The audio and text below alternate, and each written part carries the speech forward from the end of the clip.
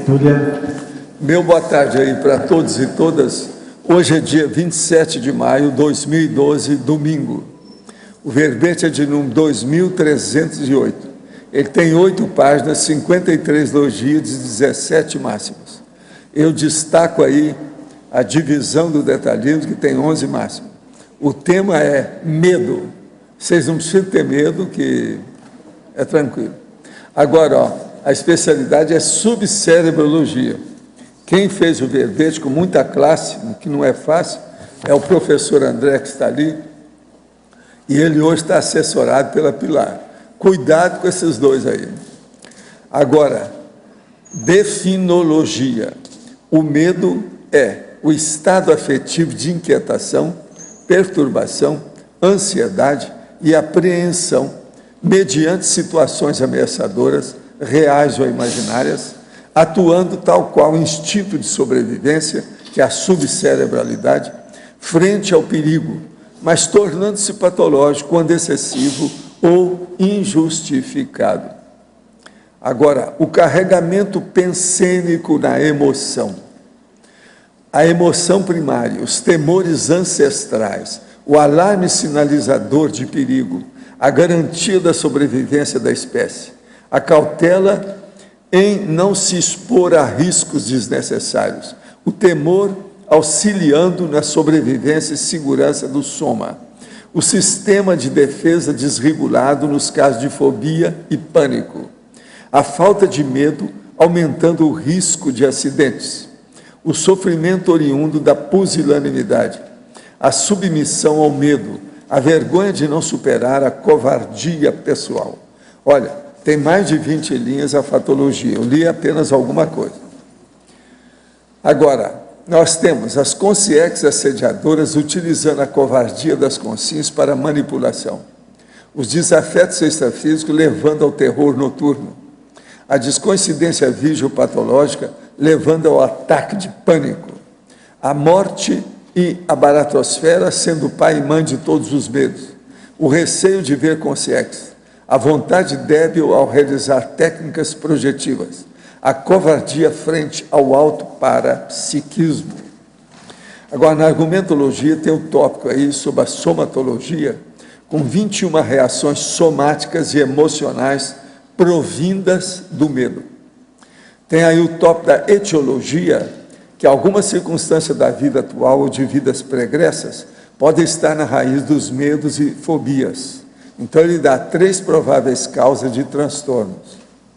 Na tipologia, que é outro parágrafo, fala em 50 tipos de medos e principais características afetando a vida de milhões de pessoas com todo o planeta. Aqui tem, na verdade, uma listagem das fobias. E ainda tem o tópico da terapeuticologia, com 8 atitudes prescritas à consim, autossuperadora, na autocura dos medos patológicos, que aqui é a terapeuticologia. Agora, na remissiologia dos 15 verbetes, nós destacamos 5. Ansiedade, decidofobia, hipocondria, neofobia e tanatofobia. Agora, a frase enfática.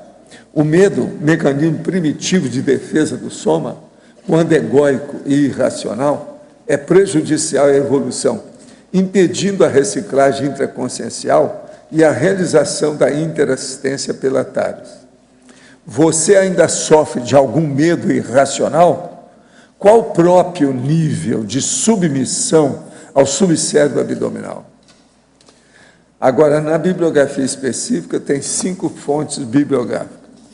Agora, aqui, a mega análise aí com o João Paulo, nós temos 22 itens. Ansiedade, irracionalidade, pusilanimidade, hiperemotividade e subcerebralidade. Agora, nós temos desassossego, insegurança, covardia, pavor, pânico, estresse, trauma, temor, superproteção, apreensão e reflexão.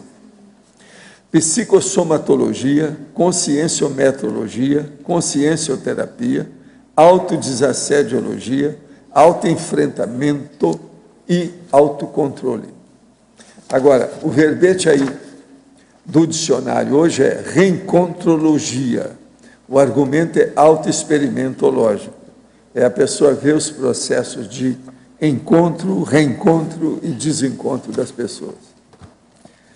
Agora nós temos aqui para o nosso verbetógrafo. Frente à crescente ressoma de conréus, como conviver com o aumento da violência que contribui para o aumento do pavor? Fatologia, linha 13. Como tratar as pessoas viciadas em sentir medo? Linha 12, fronteiriças ao suicídio. Na efeitologia, poderia comentar os efeitos da cultura machista no desenvolvimento da agorafobia? Bom, vamos então, primeira fatologia, linha 13. Né? A primeira pergunta foi em relação à ressoma das consciências, não foi isso? Como viver com a violência, aumento da violência. Então, veja aí que a questão de conviver aí com as consciências baratrosféricas que estão renascendo, é você aumentar a afinidade com os amparadores, né? Então, os amparadores é que vai promover essa segurança aí durante a assistência. Quando você faz assistência, você aumenta o rapport com os amparadores e vai permitir que você tenha segurança no convívio com as consciências mais patológicas, né? E, no mais, é você tomar providências para segurança pessoal, né? Não se colocar em situação de risco, né? Tem que ver a segurança da sua residência, né? Residência pessoal, domicílio, locais que você frequenta, ambientes que você tem que frequentar, né? E sintonizar com o lado positivo das coisas, não ficar sintonizado com a violência, né? Porque se a pessoa só assiste programa, por exemplo, na TV, de violência, então ela vai ficar sintonizada com a violência. Então, não ficar só sintonizado no holopecene de violência. Então, sintonizar negativo, fazer uma sintonia com o holopecene positivo de evolução, de assistência, interassistencialidade, né? De razão. Né? Agora, para você aqui, poderia explicar a cariginofobia, o medo de mulher bonita? Não tenho explicação para isso.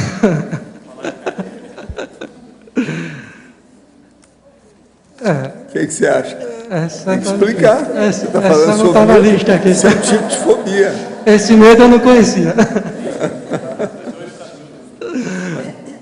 Agora, é engraçado, eu conheço alguns homens que têm medo de mulher feia. Eles veem um canhão, eles caem fora, né? É um processo todo esse. No momento não tem nenhuma hipótese. Pois tem disso. Depende da sexualidade da pessoa. Agora né? aqui, esse aqui vem de Portugal. Todo mundo agora recebe mensagem do universo sobre essa quantidade crescente de pessoas que canalizam seres de outras dimensões. Será moda ou o véu realmente está a baixar? De repente, há um boom de sensitivo. O que se passa? Olha, essas coisas tem, mas é que o processo de ser sensitivo chama atenção, etc. É um problema e está cheio de conséu. Por exemplo, as psicografias do Brasil atualmente são impressionantes, e a maioria é bobagem, besteira total. Então, isso tem que dar um desconto. Tem que ver. Sempre dei muito valor à liberdade. Ao assistir o curso dos evoluciólogos e ao ler o manual da ProEx, vi que é exposta a constituição da dupla evolutiva para uma relação interdependente, um ajudando o outro a evoluir. Vi também a teoria do nunca é perfeito. Não sei se sou exigente demais, porém, minha consciência se manifesta como a teoria citada. Sei que todos possuem muitos defeitos, inclusive eu. Porém, não sou do tipo de ficar tentando. Casa separa, casa separa. Acredito que a união deva ser firme e até a dessoma. Nas minhas observações, sempre quando existem separações, ficam cicatrizes e sentimentos negativos para ambos, principalmente quando há filhos. Tenho receio de construir dupla evolutiva e, ao mesmo tempo, sinto falta de uma companheira e amiga. A não constituição de uma dupla evolutiva atrapalha a evolução da consciência? Olha, a dupla evolutiva é um processo natural da evolução. A pessoa que fica, ela fica um pouco incompleta, né, nessa situação. A solteirice, por exemplo, é esquisita. E outra coisa, solteirice não pode levar a promiscuidade ou prostituição. Precisa examinar isso também. Então, é um processo de você estudar. Ele é de Porto Seguro, da Bahia. Né? Tem o trintão sem duplista. Tinha mais pergunta da primeira, não? Tinha mais. A outra você quer? Não, a primeira. Seria bom você falar alguma coisa. Duas perguntas. Aí, todo mundo recebe mensagem do universo. Não, foi essa não, a outra, a primeira. Será a moda, o véu, é outro assunto? Você quer mais um outro? Sobre a caliginofobia? Não, a outra. A primeira? Poderia comentar os efeitos da cultura machista no desenvolvimento da agorafobia? É isso? Então é isso. Então, agorafobia e machismo. Então, existe pesquisa, né, que cultura mais machista, onde a mulher é mais restringida, tem que ficar dentro de casa, né, ela é praticamente proibida de sair de casa, né, ou quando tem que sair tem que se proteger toda. Então, há uma tendência maior de ter agorafobia nessas culturas, né? Então, há uma incidência maior de agorafobia nas culturas machistas, onde a mulher é mais tolhida, mais reprimida, ela é tida como frágil, né? Então ela tem que ficar em casa, não pode sair. Então há um desenvolvimento maior da agorafobia, do ataque de pânico, né? Em regiões abertas, né? Quando a pessoa dessas culturas. Né? André, aqui na página 20, lá na antagonismologia, segunda linha da antagonismologia, você fala o antagonismo fuga ativa, fuga passiva. O que é a fuga ativa e a passiva? Bom, a fuga ativa é quando a pessoa deixa de fazer algo para não entrar em contato com o medo, para fugir do estímulo do medo. Então, ela deixa de fazer algo. Por exemplo, a pessoa que tem medo de falar em público. Então, ela deixa de falar para fugir dos estímulos fóbicos, de medo. Então, geralmente, é aquela pessoa que foi criada, menino, não faça isso, senão você vai... foi reprimida, né? Vai apanhar. Então, ela foge daquilo para não entrar em contato com o medo dela. Então, ela deu uma fuga ativa. E a fuga passiva é o contrário, é quando ela faz algo para fugir do estímulo do medo. Né?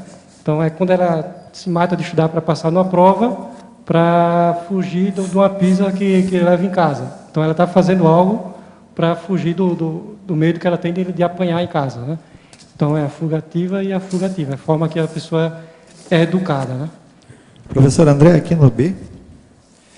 Feitologia, no segundo efeito, você comenta ali os efeitos paralisantes do medo de errar. E lá na técnica você coloca a técnica do autoenfrentamento. Como trabalhar essa técnica do autoenfrentamento relativo a esse efeito, o medo de errar? Então, a pessoa que tem medo de errar, quando ela vai fazer algo, se ela comete algum erro, ela deixa de fazer aquilo. Né? Ela não consegue treinar. Então, por exemplo, trabalho com pessoas que têm dificuldade de dirigir, e a pessoa que tem medo de dirigir, ela, quando vai dirigir, o primeiro erro que ela comete, ela quer abandonar o treinamento. Né? Então, ela não enfrenta, porque ela tem medo de errar. Ela não tem medo de dirigir, ela tem medo de errar. Certo? Então, a pessoa não pode desistir no primeiro erro. Certo? Ela tem que aprender com os próprios erros. O autoenfrentamento é esse, é você, quando perceber que errou, você aprender com aquele erro e superar a situação. Né? Você não pode querer deixar de lado. Certo? Então, o que eu estou considerando mais aqui é o efeito paralisante. Sim, do medo de errar. Exatamente. Então, paralisante. Então, se a pessoa tem medo de errar, ela paralisa diante da situação que ela possa errar. Né? Então, ela não consegue fazer aquela atividade.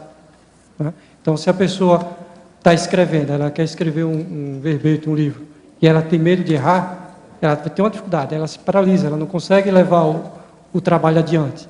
Né? Então, ela está com medo ali, está com medo de errar. Certo? Então, paralisa, deixa de fazer as coisas com medo de errar. Então, não pode ter medo de errar, você tem que aprender com o próprio erro e superar os erros passados. Né?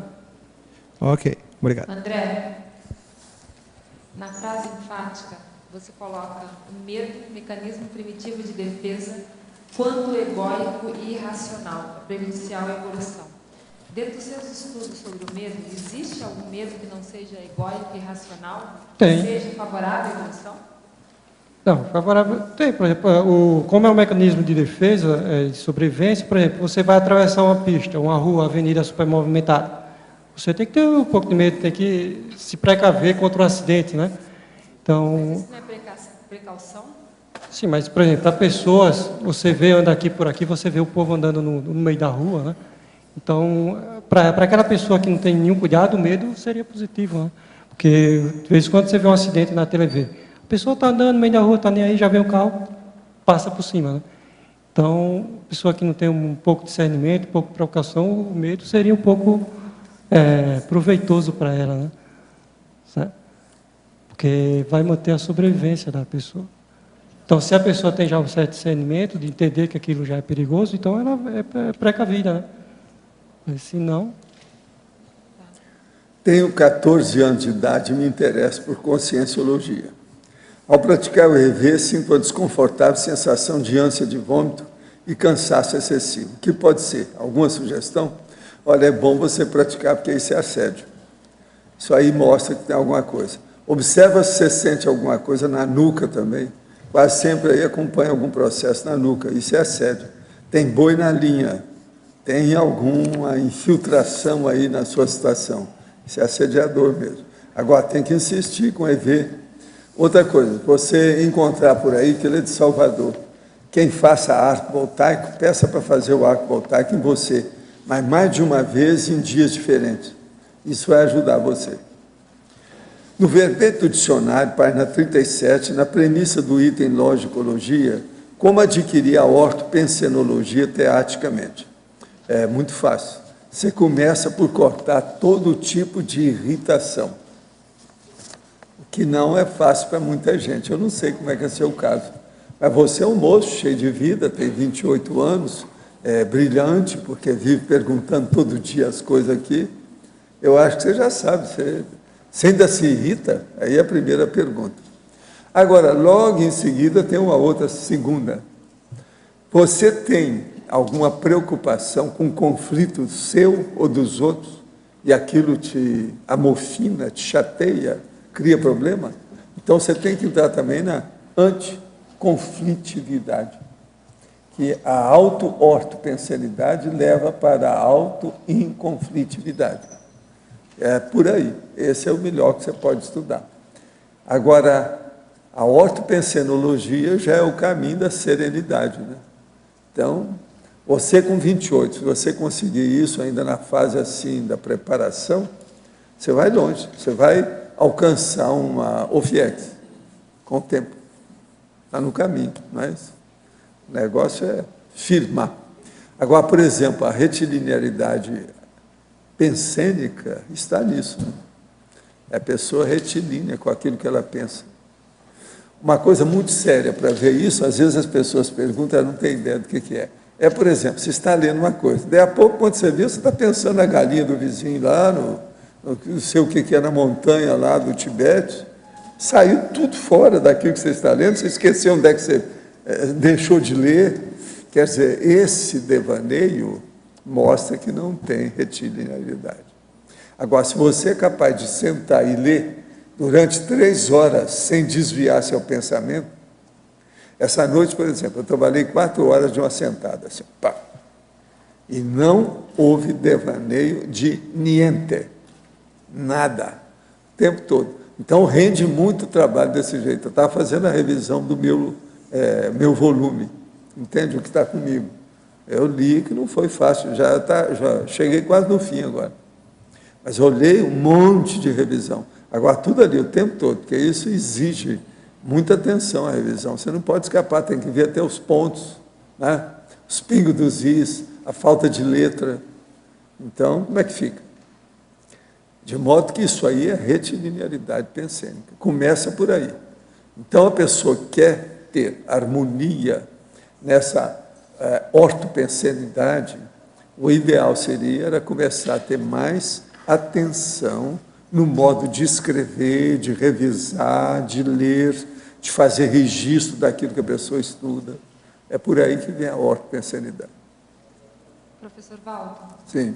Ainda no verbete do dicionário, na argumentação, o senhor coloca as reações humanas lógicas. O senhor poderia falar um pouco mais sobre essas reações humanas lógicas? As reações humanas lógicas são as únicas manifestações do assistente e do assistido. Por exemplo, ele não faz nada em excesso, nem deixa de fazer aquilo que precisa. Então, por exemplo, um assistente, ele não vai ter uma reação de ficar com raiva do assistido. Você está entendendo? Então, a reação lógica dele é de tranquilidade, é de fraternidade, é de cuidadologia. Isso é que é a reação do assistente. Agora, do assistido, ele está na dele, ele está recebendo. Agora, já pensou o assistido? Não, eu não quero que você mexa com essa mão. Ele não vai falar uma coisa dessa. Entendeu o que é? Que tem disso, né? Não encoste em mim. Eu já assisti muita gente desse jeito. André, aqui na sua parafatologia, você fala os desafetos extrafísicos levando ao terror noturno. É o final da segunda linha. Queria que você entrasse mais nesse tema, por favor. Terror noturno é o medo durante o sono, né, que a pessoa acorda suada, com medo, pavor, né, e geralmente é provocado pelo assédio extrafísico, né, então, geralmente são consciências que vítimas ou algozes de outra vida que vêm cobrar a pessoa quando ela está dormindo, né, então, a pessoa tem pesadelos, tem visões, tem contato com as energias patológicas, tóxicas dessas consciências cobradoras, né, que tentam tentam se vingar, tentam imprimir o terror, o medo a essas pessoas, né, então elas têm terrores noturnos, né, geralmente promovido por um assédio extrafísico de desafetos do passado, né. Eu acho esse tema muito sério, porque muitos pais não sabem abordar essa temática com a criança, principalmente se a criança é ectoplasta, o escuro faz a condensação do ectoplasma. Então, tem mais efeito físico no escuro do que no claro, lógico.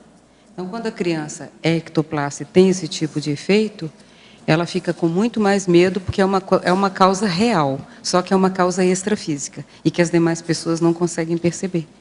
Então, acho esse tópico muito sério aí, na questão da reeducaciologia, para ser mais ventilado em vários momentos devido a essa questão. Quando os pais têm maior esclarecimento quanto à multidimensionalidade, quanto à extrafiscalidade, então fica mais fácil de lidar, de assistir a criança, né? Assistir a consim, né? Pelo menos dar um crédito ao relato, para ver se consegue obter mais dados e aí poder ajudar, e não simplesmente dizer isso é besteira, isso não existe, você é mentiroso, você é sugestionável, ou então levar para o psiquiatra, né? Aí enche a criança de remédio, né? André, na página 18, na fatologia, na 4ª linha, você poderia aprofundar mais o sofrimento oriundo da pusilanimidade?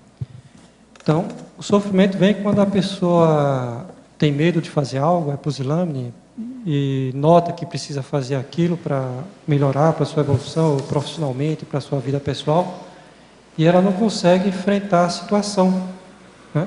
Então, como ela não consegue enfrentar, não consegue se realizar naquilo que precisa fazer, que gostaria de fazer, ela sofre com aquilo, né? Então, ela está sofrendo porque não consegue realizar suas metas, seus objetivos, aquilo que se propôs no extrafísico, no curso intermissivo, né? Então, de alguma forma, ela vai sofrer pela irrealização pessoal por causa do medo, por causa da pusilanimidade, por causa da covardia de não enfrentar a dificuldade pessoal e realizar aquilo que gostaria de fazer, que precisa ser feito, né? Entra na paralisação também, né? Como um congelamento, a pessoa sente aquilo e não consegue realizar, não consegue superar. Desculpa, pode repetir? É quase como um congelamento também, né? A pessoa fica fixa naquele problema, ela não consegue sair, né? Superar o obstáculo para ter ação. Tem né? a ver com a paralisação, né? Por causa do medo, né? A pessoa Sim. não consegue se mover, não Sim. consegue alcançar seus objetivos, né?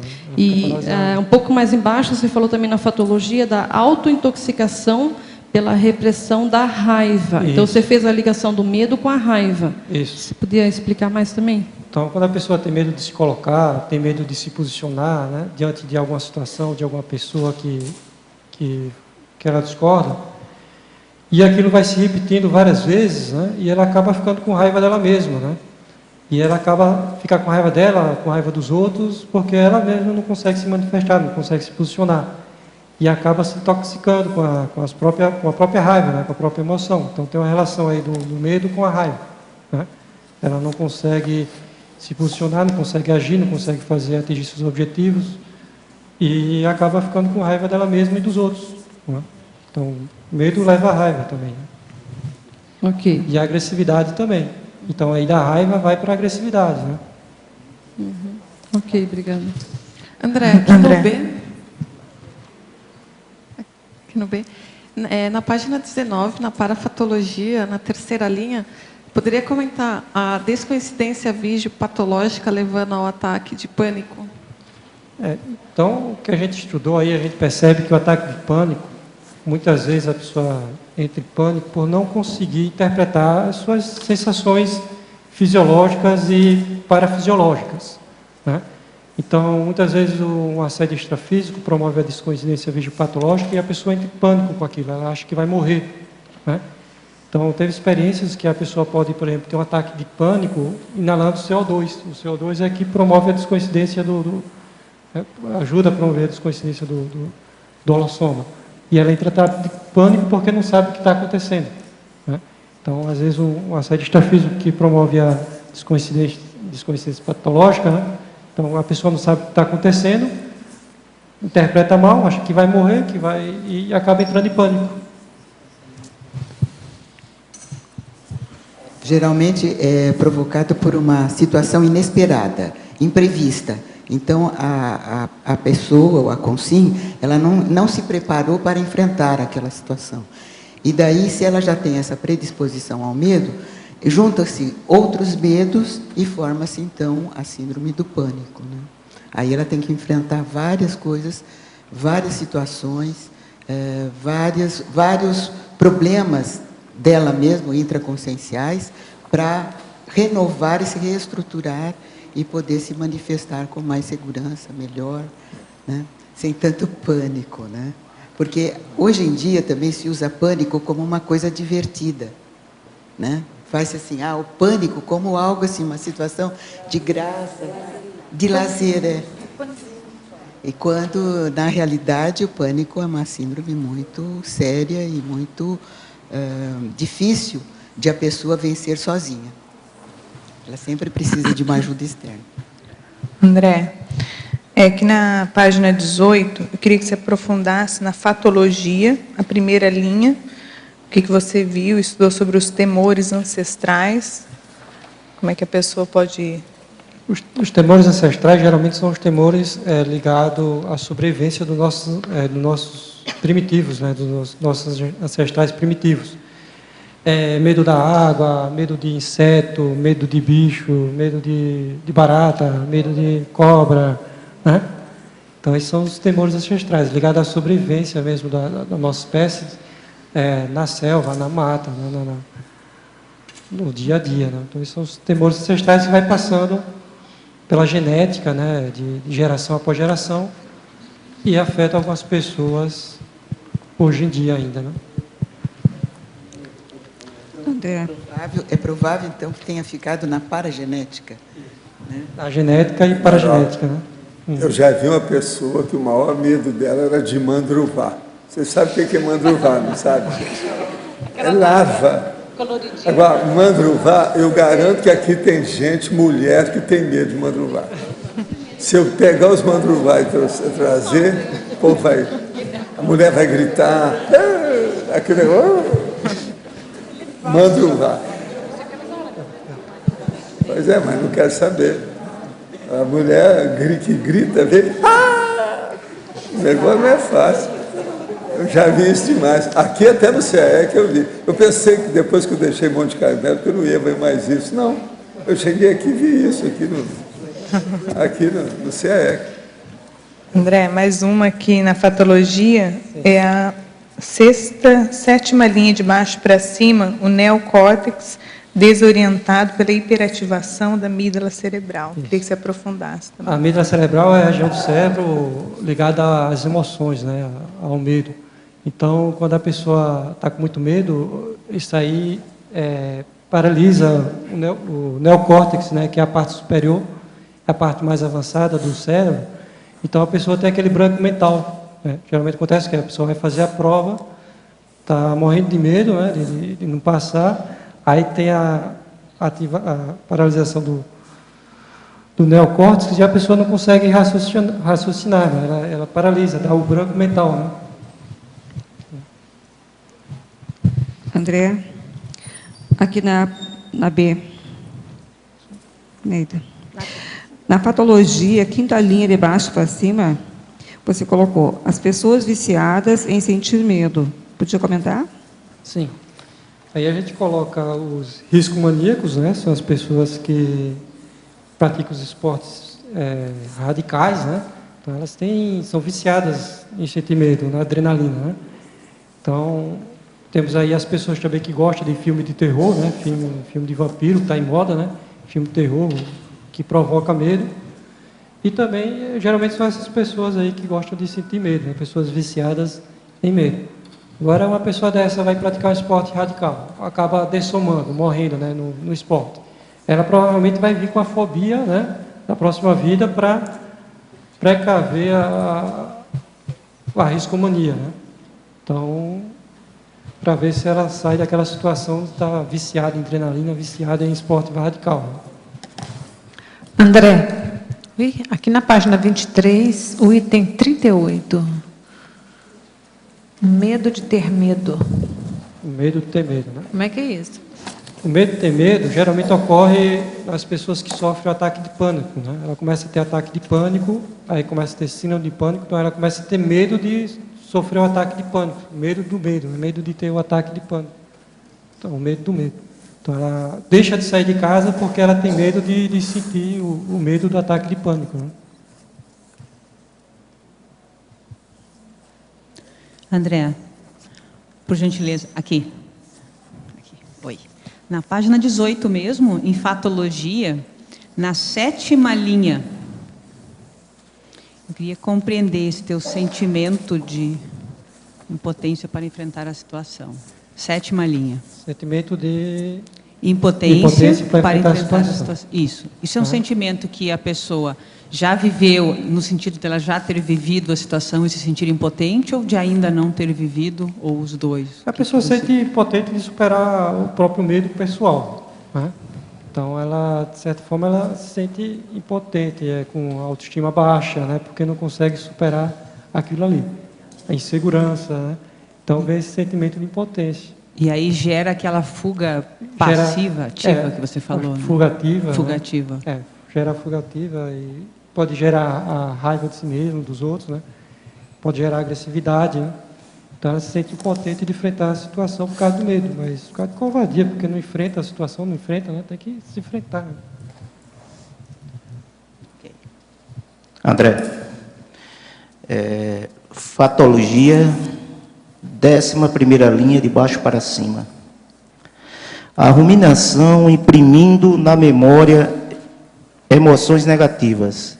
Comenta mais um pouco sobre isso. Então, o que a gente percebe quando a pessoa rumina algo, né? E se aquilo é negativo, aquilo vai sendo impresso na memória da pessoa, né? Vai ficando mais real dentro da memória, fica mais gravado, né? Principalmente quando tem muita emoção, porque a emoção ela ajuda a fixar mais, né, no processo patológico. Então, quanto mais a pessoa rumina algo que é negativo, né, mais aquilo fica armazenado na sua memória, na sua memória, na sua paragenética. Então, evitemos aí as ruminações, né, negativas. Né. Mas com relação ao tema, ao medo? A relação com o tema medo? Sim. Então, a relação é que, geralmente, a pessoa que tem medo, né, ela rumina a situação fóbica, né, rumina as situações que ela tem medo. Então, quanto mais ela está ruminando aquilo, ela está fortalecendo o medo dela, né? Ela está tornando o medo maior, né? Uhum. Em tecnologia, a técnica da dessensibilização progressiva. Isso. Então, a dessensibilização progressiva é uma técnica aí da psicologia comportamental, né? Hoje utilizada pela psicologia cognitivo-comportamental, que é uma das técnicas mais eficientes para a pessoa superar qualquer medo, né? É a dessensibilização progressiva. Então, você vai enfrentar a situação que você tem medo. Só que você vai enfrentar tecnicamente, aos poucos, né, para ocorrer a desensibilização progressiva. Então, você tem medo de falar em público, começa a fazer uma pergunta em público, depois fala uma frase, né, fala primeiro para poucas pessoas, depois fala para mais gente. Então, o enfrentamento, a desensibilização do medo tem que ser aos poucos, progressivamente, né? Porque se a pessoa vai fazer o enfrentamento, quer fazer o enfrentamento hard, logo, quente, ela pode sair mais traumatizada da situação. Então, ou então não conseguir enfrentar a situação, né, se sentir mais impotente. Então, a dessensibilização ela tem que ser aos poucos, progressiva, né? André, na página 22, o item 12, medo das energias conscienciais, as vampirizações energéticas. Você poderia exemplificar? Sim. Então, o medo das energias das outras pessoas, a pessoa pode ser sensitiva, ela perceber quando você entra em contato com a energia da outra pessoa, né? Sentir reações no próprio corpo, né? Sensações fisiológicas, sensações energéticas, algum mal-estar, né? Não saber se defender, pode sentir algum tipo de vampirização extrafísica, de alguma consciência, ou intrafísica, de uma consciência, né? Então, ela não sabe se defender, ela passa a ter medo daquilo, né? Se bloquear. Então, o importante é desenvolver o estado vibracional para poder aprender a fazer a desassimilação energética também. Então, porque quando a pessoa trabalha com muita gente, também a pessoa começa a assimilar a energia de muita pessoa. E se ela não sabe fazer essa desassimilação, ela acaba se intoxicando, né? Entrando em burnout. Então, ela tem que aprender a fazer a desassimilação energética para perder o medo de entrar em contato com a energia das outras pessoas. E a pessoa vai fazer assistência, ela tem que perder esse medo, tem que saber fazer a desassimilação, né? Senão ela não consegue conviver com os assistidos, né? Estado vibracional e desassimilação energética. André, ali na página 20, na paradoxologia, você poderia dar alguns exemplos aí? Você coloca 3 paradoxos, você poderia dar alguns exemplos aí, relacionados então ao tema? Paradoxo do medo de errar, induzir ao erro. Então, se a pessoa vai fazer alguma coisa e tem medo de fazer aquilo, provavelmente ela vai errar com mais facilidade, né? É um paradoxo óbvio. Paradoxo do meio sucesso. Tem uma pessoa às vezes tem medo de alcançar o sucesso profissionalmente ou na sociologia, porque ela está fugindo, ela está com medo da responsabilidade que aquilo vai trazer para ela, né? Então, o medo das responsabilidades que o sucesso vai trazer. Então, o paradoxo do medo do sucesso. A situação nova, né? Paradoxo da evitação do medo, reforçar o próprio medo. Então, se a pessoa evita a situação que ela tem medo, ela só está reforçando, ela só vai ter mais medo ainda daquilo, né? Então, quanto mais a pessoa evita em falar, se ela tem medo de falar em público, mais medo ela vai ter de falar em público. Certo? Se ela tem medo de dirigir e evita dirigir de toda forma, ela vai ter medo de dirigir. Se ela tem medo de animal e evita todos os bichos, ela só está reforçando o próprio medo. Então, quanto mais você evitar a situação que você tem medo, mais você está reforçando, mais medo você vai ter daquilo. Há pessoas que têm medo de gente. Então, ela se afasta das pessoas. Aí vai ter mais medo de gente, até de mulher bonita, né? Na página 19, na parafatologia, o último item, você fala da covardia frente ao autoparapsiquismo. Você está falando do pessoal que tem o parapsiquismo trancado. Quais são essas repercussões que você está abrangendo aqui? Então, o medo do autoparapsiquismo, a gente percebe que, inclusive vai ser o próximo verbete que eu estou fazendo, né? O medo do autoparapsiquismo. A gente percebe que muita gente também utilizou o parapsiquismo anticosmoeticamente, né? Em outras vidas. E hoje ela tem um medo de usar o parapsiquismo com medo de errar, né? Então, são as pessoas também que têm medo de consciex, né? Tem medo de assimilação energética, né? De se intoxicar com as energias com os outros, né? Medo de vampiro energético, medo de pessoas também, né? Porque o contato de pessoa requer contato energético, de energia, né?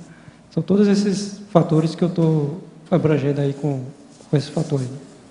André, na questão do parapsiquismo, o medo do assédio que leva para para semipossessão ignorada. A pessoa tem tanto medo que tem semipossessão e não percebe que tem, de tanta repressão que faz, essa energia acaba facilitando a abordagem extrafísica, né?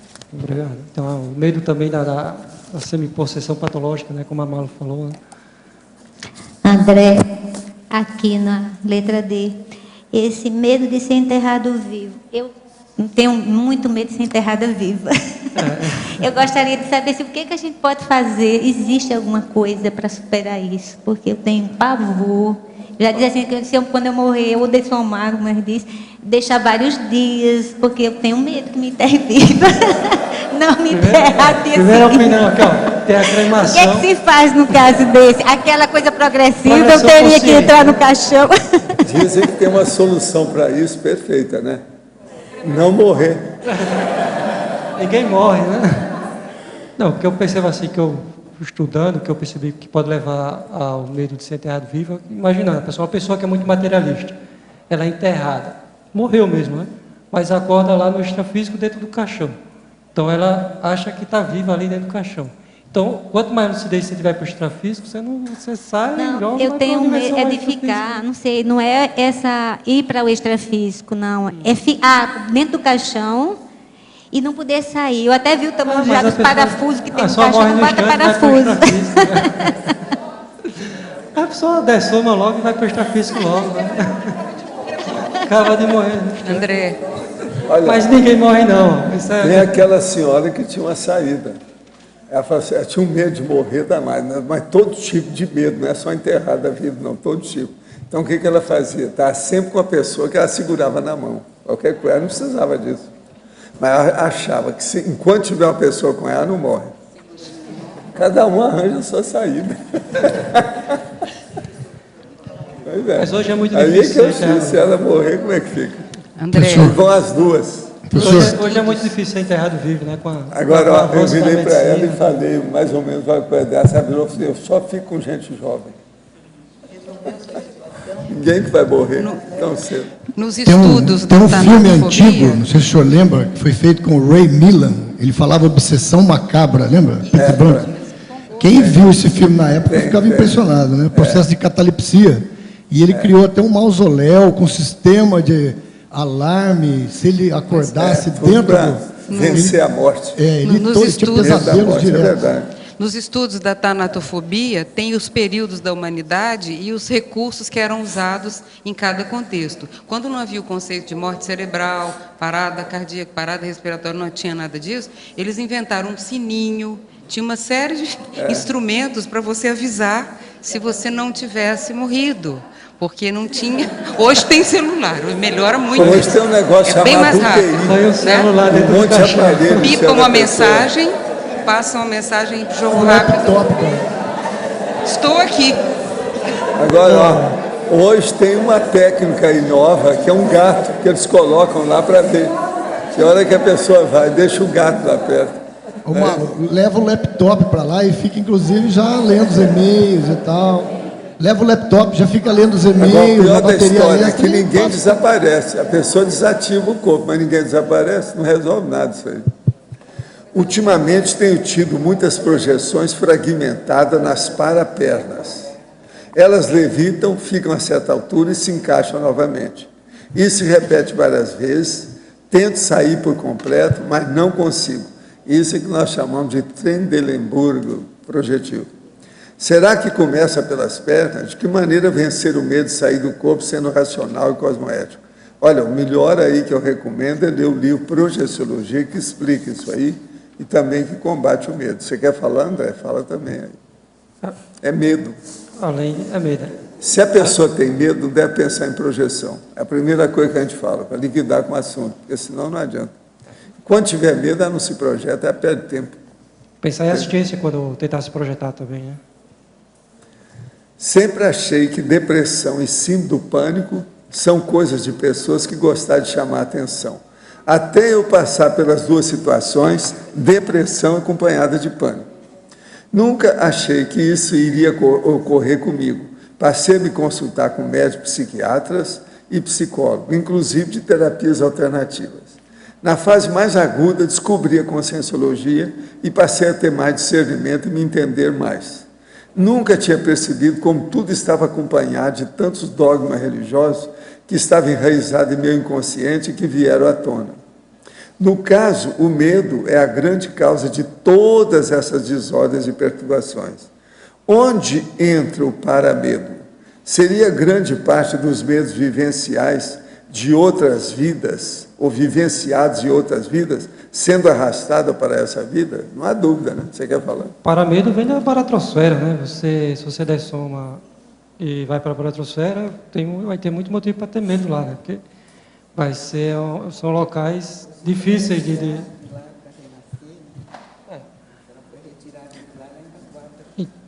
Então, tem que manter a cosmoética... Agora, tudo é um processo de alta assédio, é isso que o povo tem que entender. O povo, geralmente, que tem crise de pânico, divide pensar no negócio que eu falo assim, ó, ter vergonha na cara, que tem alguma coisa. Se a pessoa é adulta, não tem motivo para isso. Depressão tem muita autovitimização, né? O processo de autovitimização. Não, é alta assédio. Alta assédio. Bravo, né? Não, alta assédio. Sério. E assédio Como ocorre os 6 primeiros meses da OFIEX?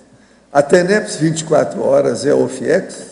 Existe a pré-OFIEX, uma espécie de pequeno ambulatório interdimensional? Esse eu estou querendo fazer negocinho também. Olha aqui, vai olhar o manual da TENEPS e observa bem. Os primeiros 6 meses é o seguinte, eles são perigosos para quem não tem uma vida organizada. Se está cheio de problema, na hora que começar a mexer com as energias, vê os acidentes de percurso, isso aqui é o sério. Agora, a OFIEX, você não precisa perguntar, não. Pratica a TENEPS, daí uns anos, na hora que for, o próprio amparador vai mostrar como é que é. E você vai sair do corpo e vai trabalhar diretamente com o consciex fora do corpo. Aí o negócio fica mais sério. Então, não precisa perguntar, porque a vivência é diferente. Professor André, que dica você daria para superarmos o medo da projeção da consciência? Esse é outra pessoa. Ler bastante sobre o assunto, né? Pensar em assistência quando fosse projetar, né? Trabalhar bastante estado vibracional, né? E isso. Agora, professor André, poderia relatar suas autossuperações conscienciais mais complexas no contexto desse verbete? Quer dizer, deve ser o medo maior que você ficou livre dele? O medo maior que eu tinha é o medo de autoexposição, medo de falar em público, né? Então, foi um processo de autoenfrentamento já há bastante tempo que eu venho fazendo esse enfrentamento. Quer dizer, professor André, o intrépido. É isso? É isso aqui que eu estou dando indicação. Tem então, mais uma aqui ainda. Quase a sociofobia, né, que eu fui vivendo há bastante tempo, desde adolescente, né, desde criança, adolescente, venho enfrentando aí a sociofobia, o medo de autoexposição, de falar em público, né, até poder dar aula, né, e apresentar aqui o verbete. Né, então... eu vou fazer uma história em quadrinho. André, o audaz. Não é isso? Agora aqui, ó. O que o verbetógrafo pesquisou sobre a utilização da holobiografia de consciência por consciex assediadoras ou guias cegos para manipulação através do medo? A promessa de estagnar a evolução se não entrar em determinada ordem religiosa. As retrocognições patológicas induzidas para ressaltar momentos onde a autopesquisa levou a erros aparentes de escolha. Eu não entendi a pergunta. Eu não entendi, pode. Pois é, mas o caso é esse. O que é que você pesquisou sobre a holobiografia de outros? Guia cego, por exemplo, a manipulação através do medo. Como é que eles manipulam? É isso que ele quer falar. Depois ele deu aqui, entre parênteses, ele deu essas duas frases. Só é você olhar o processo de religião, né? A religião, toda a vida, desde que ela existe, ela manipula as pessoas pelo medo, né?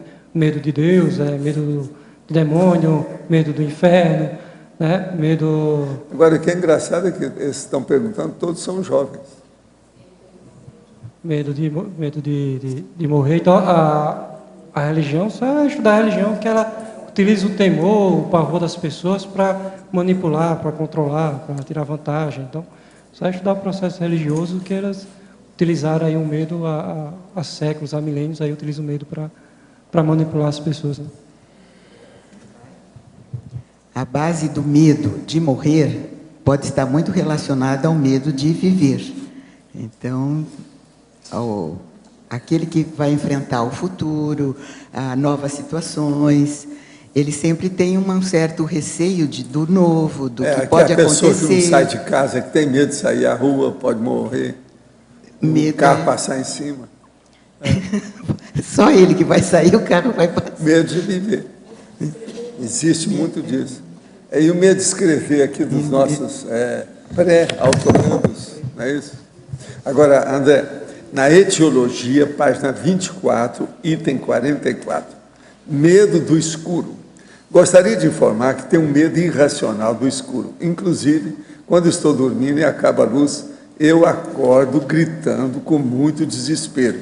Gostaria de ser informada qual a melhor forma de superar esse tipo de medo e poder evoluir. Essa pessoa tem 45 anos, essa senhora, tá certo? Agora veja, quer dizer que lá não pode ter apagão, né? Se tiver, está danado. Então, a melhor forma de superar esse medo é primeiro você procurar se conhecer mais, entender por que você tem esse medo, né? De onde é que ele vem, se é um medo mais primitivo, de quando você era ancestral, se é um medo de quando você era criança, ou se é um medo proveniente de assédio extrafísico, né? Se foi alguma situação que você teve que enfrentar algum perigo no escuro, dessomou no escuro. Então, você tem que entender um pouco a origem desse medo e depois fazer o enfrentamento progressivo, né? E outra coisa também, não é bom o adulto dormir num quarto escuro, não.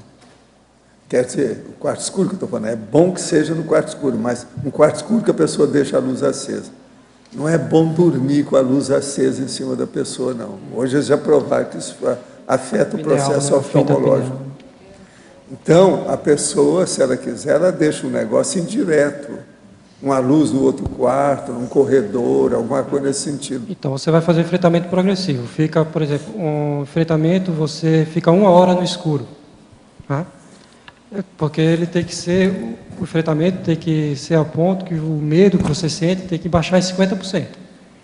Então, baixou 50%, aí você acende a luz. Aí, outro dia, você fica mais um pouco, 1h30. Né? Aí o medo vai diminuindo progressivamente. Então, aos poucos, você vai ficando no escuro sozinho. Do quarto escuro. Como existe o medo da morte, e o senhor já falou uma vez que tem algumas crianças que elas não querem nascer, e provoca até o caso da eclâmpsia, aquele troço todo, aquele processo, existe também o medo da ressoma, né? Tem. E o senhor sabe algum caso que o senhor possa dizer de uma consciex que ela não queria ressomar? Não, o problema todo é o seguinte, às vezes a pessoa vem para uma família que ele ainda tem muita lembrança do que aconteceu com aquelas pessoas. Então, às vezes, tem 3 pessoas que ele tem trauma da vida anterior. E ele vai justamente ressomar ali. Aí a pessoa quer tirar o corpo fora de todo jeito. Não, arranja outro, dá um jeito, eu vou para outro lugar, pior outro lugar. Mas esse aí não, mas não adianta. Até convencer, e isso é um trabalhão para os evoluciólogos que mexem com esses caras. Então, mas isso... Agora, às vezes, isso é feito no tapa, né? Aquilo vem pelo tactismo. Compulsório. A própria energia faz a pessoa renascer. Compulsório, né? Agora, isso acontece quando está lá ainda na Comunex e tal. Quando tá no você processo... quer o quê? Não. Você quer em que hora? Aonde? Não, mas tem na barriga, não tem? O que você quer para examinar? Não, tem na barriga, que o senhor falou. Quando ele está na barriga da mãe, ele está ali no processo. O que ele falou? Já está aí que provoca eclâmpsia. Sei, mas aí o processo aí da barriga já é outra coisa. Aí é o problema que há um processo de desajuste das energias entre o que vem e a mãe. É aí que pode dar eclâmpsia. Isso pode matar a mãe, a parturiente. Isso é que é o perigoso. Aí é um processo de energia.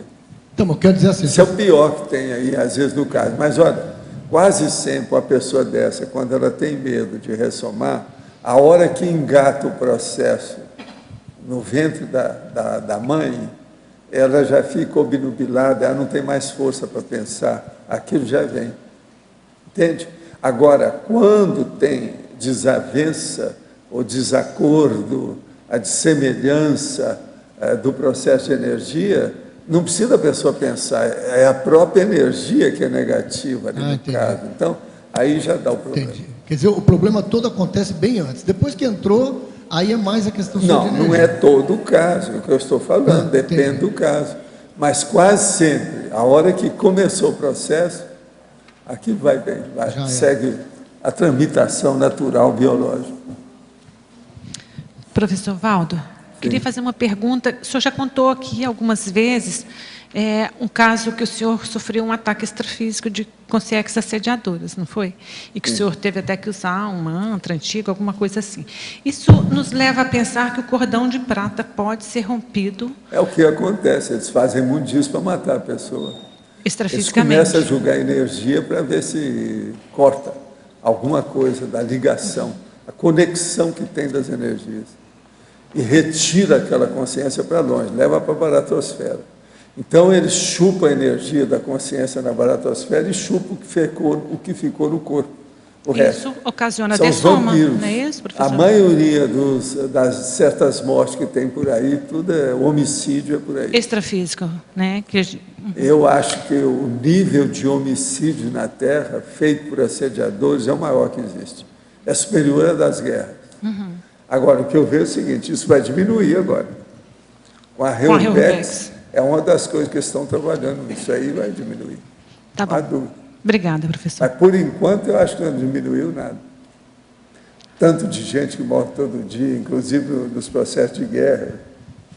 O Iêmen ontem já teve mais um outro lá que estourou o corpo lá, matou um monte de gente. Iêmen, ontem, a televisão estava mostrando. Isso é todo dia. Virou assim, como é que esse povo aguenta morar num lugar desse, né? Eu acho que esses são os corajosos, né? É preciso de muita ilusão na cabeça sobre paraíso para a pessoa ficar num lugar desse. Loucura. Programa de televisão da Discovery que chama Enigmas da Medicina, e eles têm assim uma predileção em mostrar casos estudados por americanos, mas na Índia. Então, são aberrações, coisas que a gente, talvez exista no Brasil também, não tem a mesma divulgação. Mas lá é um pouco demais, excessivo, muito. Casos assim... Escuta, Malu, eu nunca fui fisicamente à Índia. É uma barra. Porque eu fui fora do corpo, vi o ambiente, falei, eu não vou aqui. Baratosfera eu já conheço, desde quando eu estava como concierge. Então, eu não vou lá. Agora, veja, a Índia tem mais de 1 bilhão de pessoas atualmente. Para onde vai isso? É uma criança que nasce com outra agarrada, é uma menina que chora sangue, a cabeça dela sai sangue. Não, mas não é isso. E o processo dos intocáveis? Isso ainda é o pior. Olha o ambiente que cria. Uma pessoa que você não pode nem chegar perto, você não pode nem olhar para ela. E aqueles cadáveres também que são levados para a beira do rio Ganges, eles são primeiro velados, depois queimados, depois jogados no rio. É um negócio de doido lá, né? Esse negócio do Ganges é um cemiterião, né? Assim, um negócio... Loucura. A céu aberto, né? Uma vala negra. Agora, não dá. Outra coisa também, a sujeira, a falta de higiene, o lixão. O lixão lá é pior do que o da China. Você tem uma ideia. Lá é maior. Agora, eles têm umas coisas bonitas, né? Porque fazem uns panos, uns tecidos lindos para ver se tapeia a sujeira, né? Então, você põe uma roupa daquela, uma seda daquela, melhora tudo. Panos quentes, não adianta. Não, agora, os chineses entraram nessa. Isso aqui que é contra o raio UV, a nova geração agora da China fez o negócio que é uma verdadeira seda. Ó, essa aqui que eu estou usando é dessa nova. O outro é grosso. Esse aqui é finíssimo. E outra coisa, você nota que faz o mesmo efeito. Isso é trabalho de astronauta. Eu não sei como é que eles fazem isso. Mas... Agora, essa aqui é até sofisticada, vem até um lugar para pôr caneta e tal. Agora, mudaram um pouco. As costas não é mais o processo da refrigeração, está um pouquinho diferente do que era o outro. Está melhor, está bem. Agora, está melhor assim, não é tão pesado. Que o outro tecido era o dobro desse. Agora, esse aqui é uma seda. Eu falei assim, parece as coisas da Índia. Entende? Eu agora, esses dias, no meu aniversário, em abril, eu recebi um pacote de alguém, lá de Belo Horizonte, da Casa da Índia. mandaram para mim um tecido, um pano, que é uma beleza, era da época da minha mãe. A minha mãe que usava aquele pano e colocava, para a gente ver. Ele é metalizado, brilhante, você sabe qual que é? Agora, em Belo Horizonte, tem uma casa da Índia, mandaram um pano enorme. É uma beleza o pano. Está entendendo? Eu falei assim, não, eu até quero ver isso aqui, que eu lembro da minha mãe. Agora, lá na Índia, eles gostam desse tecido, que é para superar o pretejume, a sujeira, o lixão. O negócio não é fácil. E o algodão deles é considerado um dos melhores do mundo. Não, né? não. É uma Até coisa de de tecido eles ganham de todo mundo. É sujeira e tecido. Andam André, eu queria saber por que você colocou o tema como sendo nosográfico, quando, por exemplo, na fatologia, na 4ª linha, você coloca que a falta do medo aumentando o risco de acidentes. Então, eu não sei, o tema não seria neutro? Inicialmente eu coloquei o tema como neutro, mas na revisão final só passou como mas a predominância nosográfica é total. Do verbete a predominância é nosográfica do verbete.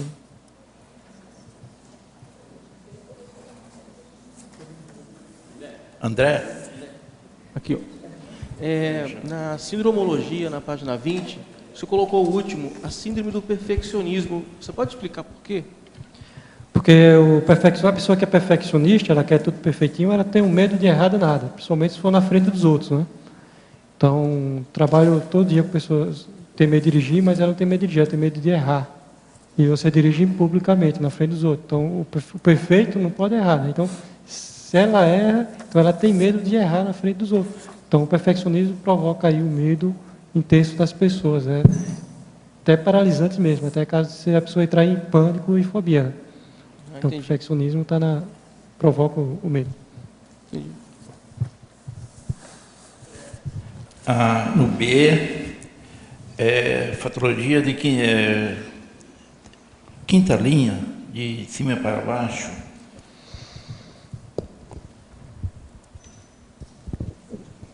Sim. Vergonha de não superar a covardia pessoal. Sim, a vergonha, né? Então, a vergonha é um sentimento mais degradante que o próprio medo, né? Porque a pessoa que tem vergonha, por exemplo, falar em público, ela já se considera um derrotado, né? Então, ela nem enfrenta o medo porque sabe que não vai superar aquilo. Então, ela passa a ter vergonha. Então, a pessoa que tem vergonha é pior do que ter medo, né?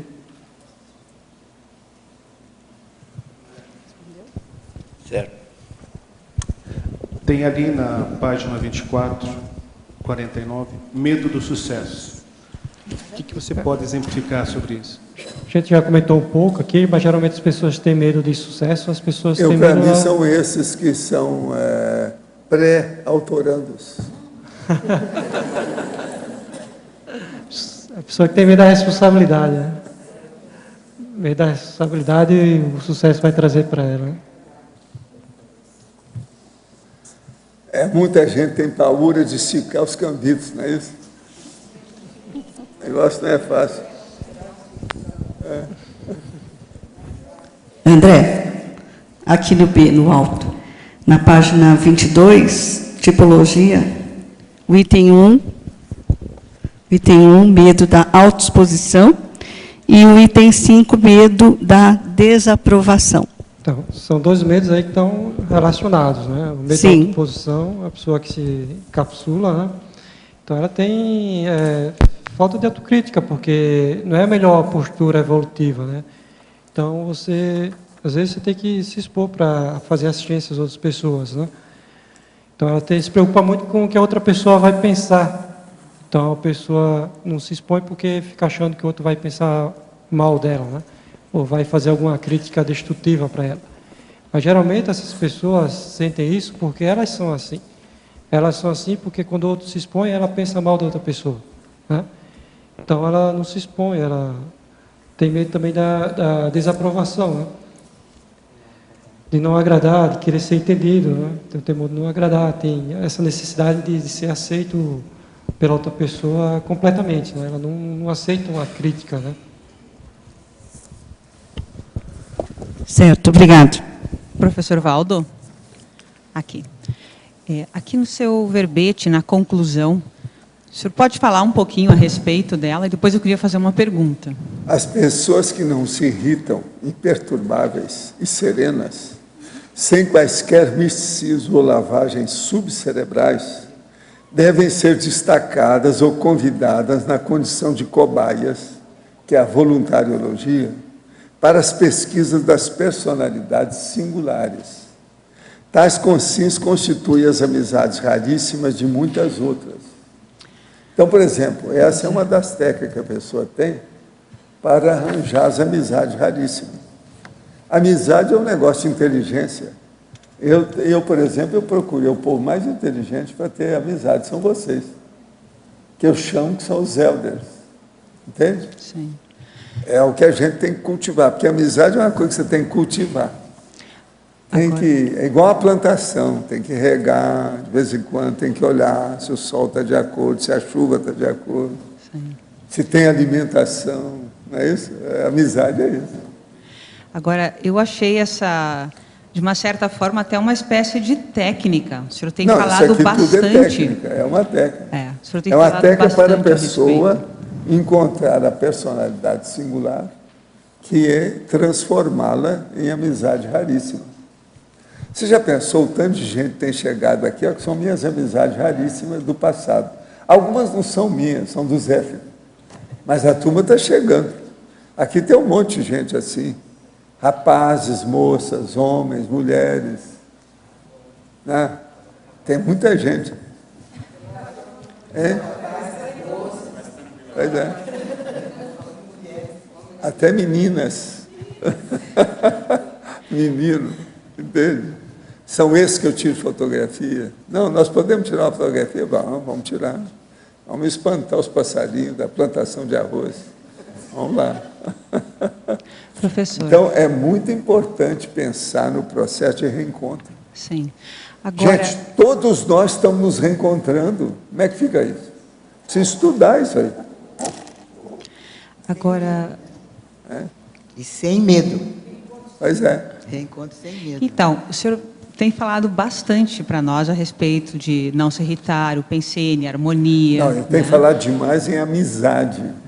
Sim. O povo ainda não dá o devido valor para o que é amizade. Entende? Ou às vezes mistura. Ainda se tem dificuldade para entender isso bem, assim, teaticamente, do ponto de vista prático. Uhum.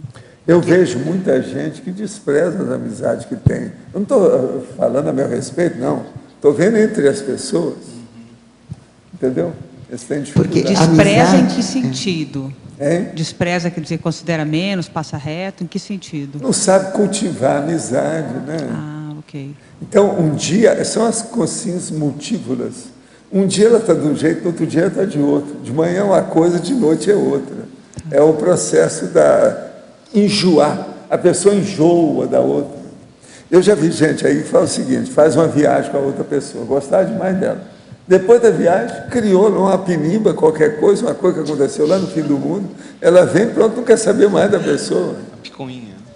Uma amizade, às vezes, de vários anos, uma coisa séria. Por quê?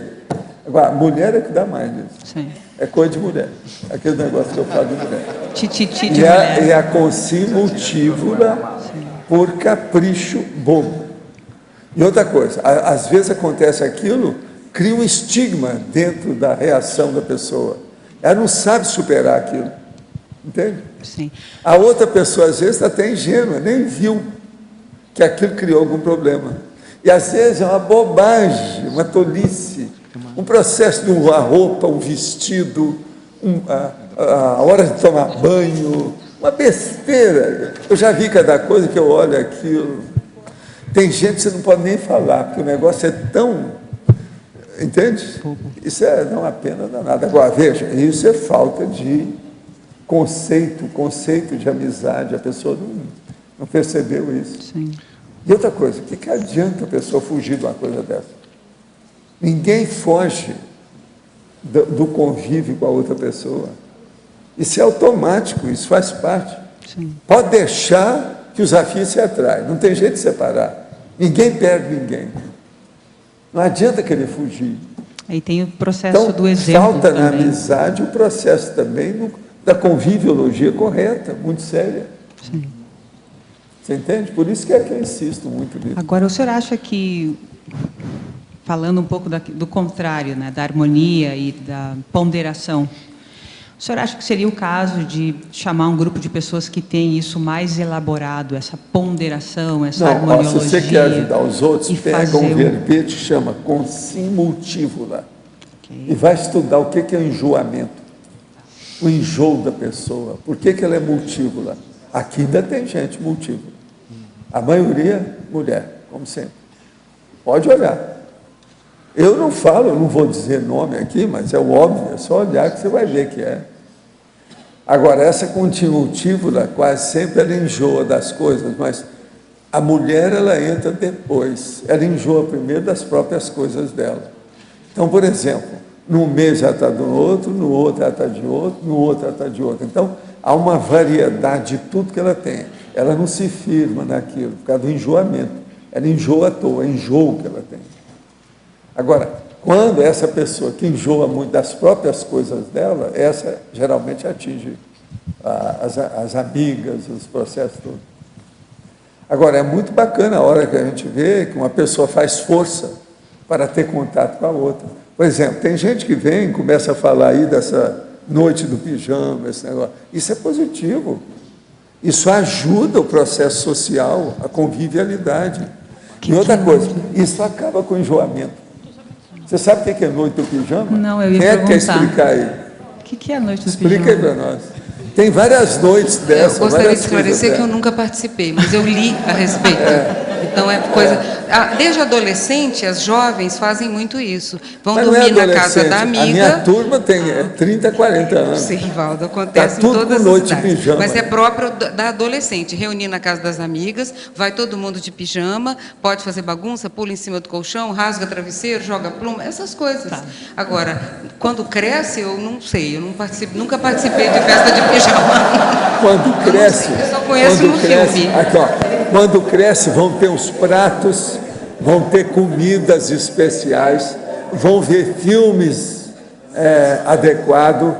Outra coisa, às vezes ficam numa cama daquelas da rainha Isabel lá, a grandona, que cabe 8 pessoas. Então coloca a televisão, todo mundo vai ver o filme na mesma cama, aquele negócio todo. Isso tudo faz parte da noite do pijama.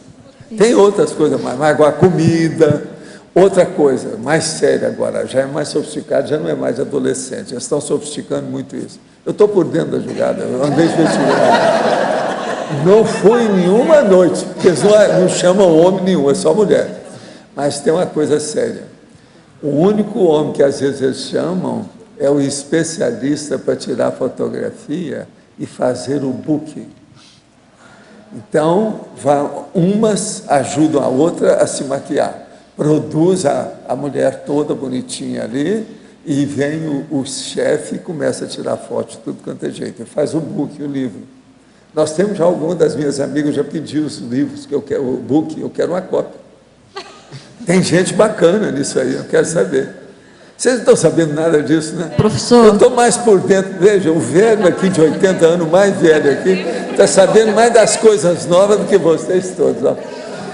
Professor Valdo, aqui quando em eu cima... tiver um dos books, eu vou perguntar para a dita cuja se eu posso falar e mostrar aqui. Isso foi tudo feito em noite de pijama. Professor Valdo, agora, aqui eles, no B... lá, umas ajudam e fazem a maquiagem da outra, acerta, faz a produção de tudo, vê se está correto, se não está. O que é? Quem é que está falando? Aqui em cima no B. B. Aqui. A noite do pijama, as escolas costumam fazer isso com os alunos de primeira ao quinto ano. Costumam fazer isso. Geralmente, às vezes, fazem na escola. Tem casos de professoras que fazem. Mas agora o que eu acho casa. bacana é a noite de pijama das Balzac. Essa é que é a boa. Aí é que eu chamo. Tem outra coisa também. Conforme a noite de pijama, tem a música, elas vão dançar, uma faz lá uma performance, a outra faz, tudo isso, entre elas. Eu acho isso positivo em matéria de amizade, porque precisa de cultivar as amizades, não é fácil. Uma pessoa que trabalha demais, então mulher tem muito disso. Você, por exemplo, você deve ter dificuldade com suas coisas, porque você não tem muita mulher para estar convivendo, às vezes, no lugar que você vai, não é difícil? Olha lá, o negócio não é fácil. Então, estudo a gente tem que olhar como é que é. Qualquer hora eu vou arranjar uma noite de pijama para você, tá? Quando ela voltar para o Brasil, nós vamos arranjar uma noite de pijama para as Balzacas. Professor, como tirar mais proveito a hora que a gente tem um reencontro com um grupo nesse nível de afinidade? Recentemente, na minha literatura, você falou da relação de algumas pessoas com a África. Entender, estudar e incentivar aquilo que eu vejo que é muito positivo na situação. Por exemplo, gente, tem um aspecto aí terapêutico que eu não falei, vou falar agora, presta atenção. Vamos supor que tem 4, 5, 6 amigas. Uma delas entrou numa determinada crise de crescimento, uma coisa séria, está um pouco down dentro da situação. Então, todo mundo vai para lá para levantar o ânimo dela. Isso aí é terapêutico. A pessoa sai revigorada, cheia de vida, com a história toda. A amizade, ela estimula, ela dá energia, ela levanta o cadáver. Então, é muito sério isso aí, sobre esse aspecto.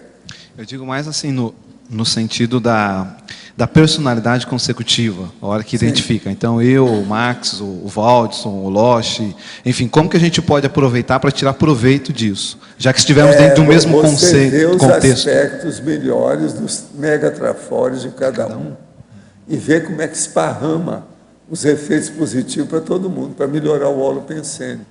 O negócio é espraiar os talentos, você está entendendo? Os efeitos positivos dos talentos no ambiente. Aí o holopensene muda, melhora. É o que as mulheres estão fazendo agora com esse processo de noite de pijama. Sob esse aspecto, eu considero isso avançado. O problema da noite de pijama, do jeito que é que eu estou vendo aí, que estou acompanhando alguns casos, a Balzaca já melhorou, já não é mais adolescente daquele jeito. Não é mais um processo de escola, é muito mais de ponderação, de discernimento, de equilíbrio. É positivo. Eu vi resultado disso já com algumas pessoas. A esse contexto. Sobre o Martin Luther King, o senhor tem alguma informação sobre ele, extrafisicamente, que aconteceu, não, o trabalho que ele fez? A única coisa que eu sei é o seguinte, ele era muito bom naquilo que ele fez, mas tinha uma porção de coisa errada também na vida particular dele. Se vocês não sabem, é bom ver. Eu assisti o ele filme Boicote. Não, eu não sei, eu não assisti nada, eu só sei que eu li, desde a época dele, lá dos Estados Unidos. Eu vi muita coisa nessa época. Então, ele tinha umas coisas muito erradas também, em família, uns negócios bravos lá, umas coisas. Isso tudo é preciso ver. Você viu alguma biografia dele? Eu li uma biografia, mas acho que assim, há mais de 10 anos. E, recentemente, eu vi um filme dele que fala sobre o boicote. Foram 13 meses que os negros andaram a pé em boicote à segregação racial, e isso gerou a quebra da segregação racial. Então, assim, eu fiquei muito... Não, eu lembro... ele foi muito bom, né? Ele tem até a frase dele, que foi considerada entre as maiores de todos os tempos, a frase dele lá. Eu tive um sonho, né? É. Que ele fala tem. disso. Eu tive um sonho, quer dizer, eu tenho um sonho. Então, isso aí é muito sério dele.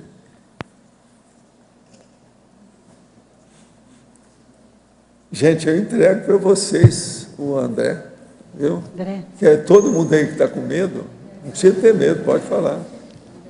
Eu quero fazer uma contribuição para a maniologia. A maniologia que você colocou aí é dormir de olhos abertos. Sim. E eu tenho uma fatuística de dormir coberto a cabeça. É uma mania. Dormir Em coberto. função de medo de ver com sexo, talvez. Obrigado. Tá? Vou anotar aqui, velho. E um ditado popular lá em Goiás, não sei se tem em outros lugares, diz o seguinte: quem de medo corre, de medo morre. Quem de medo corre, de medo morre. Qualquer tipo de medo.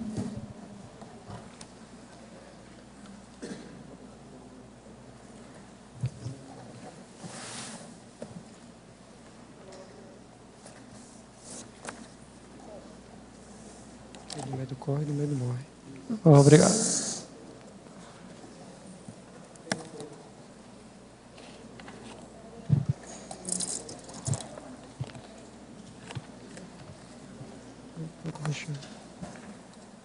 Oi, André, parabéns aí, cara. Obrigado. Eu não consegui ainda ler tudo aqui, que eu fico criticando e tal, observando as coisas, né? Mas eu não vi ainda até agora, você falando de o desassombro cosmoético, você citou? Que eu acho um aspecto importante aí da... Desassombro cosmoético, né? A gente já falou aqui na parafatologia, né, dos medos extrafísicos, né? Sim, sim. Medos extrafísicos, mas essa terminologia eu acho bom, às vezes vou citar. Não, é só sugestão. Mas, na verdade, é a mesma coisa. Isso. Mas o aspecto da cosmoética, para não avançar demais no autoestupro, e o enfrentamento, né? Nesse caso é heteroenfrentamento mesmo. Auto e hétero.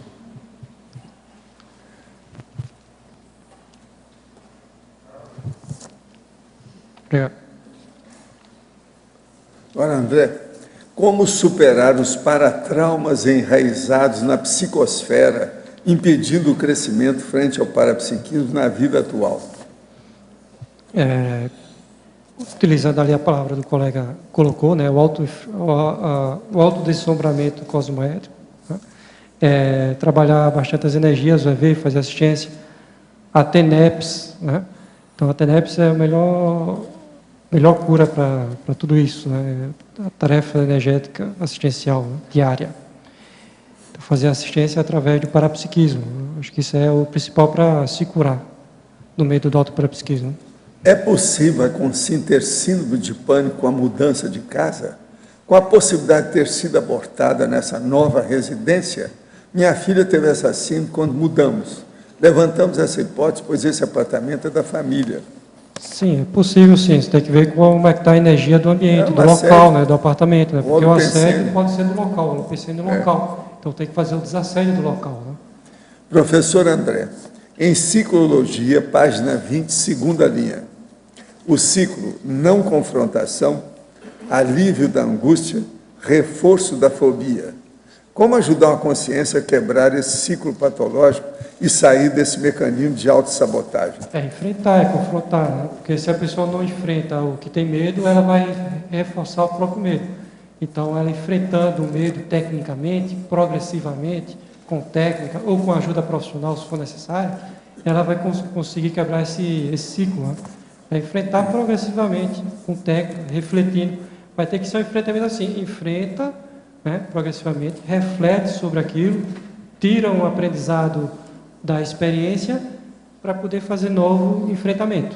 É um autoenfrentamento refletido, progressivo.